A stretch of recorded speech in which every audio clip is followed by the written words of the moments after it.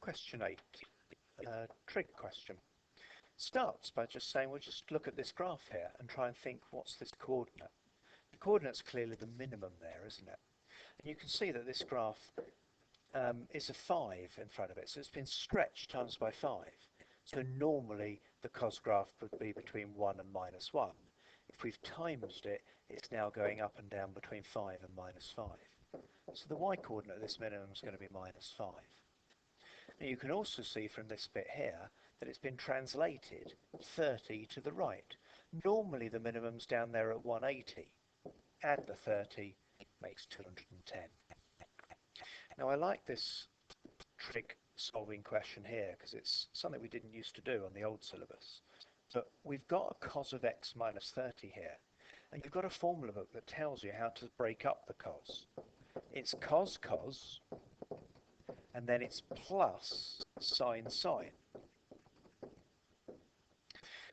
That's from the formula, and I've got a 5 in front of both of them. So put a 5 there and a 5 there. That equals 4 sine x that we were working with.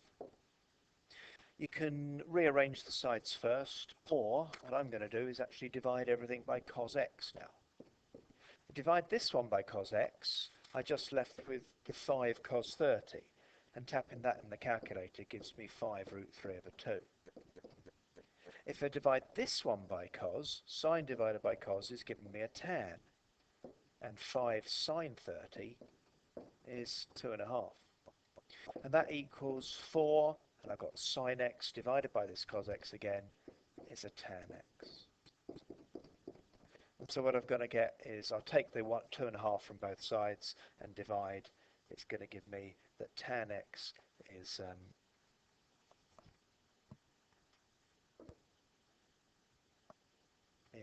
sorry, I didn't do that before, so 5 root 3 over 3. So that's just me doing this number divided by 4, take away 2.5. Now inverse tan that gives me 70.9 degrees for the first answer, and the second answer on a tan is 180. Add that, so I've got 250.9 for the second answer. The last question just says, well, how many answers are you going to get from 0 to 3,600? You'll notice that that is 10 times 360. So we're going to get 10 lots of the answers for a 2x one. So we had 2 answers here. So we'll double that because it's a 2x. We'll get 4 answers in every 360. Times that by 10 because I've got 10 lots of 360 means that I think we're going to get 40 answers altogether.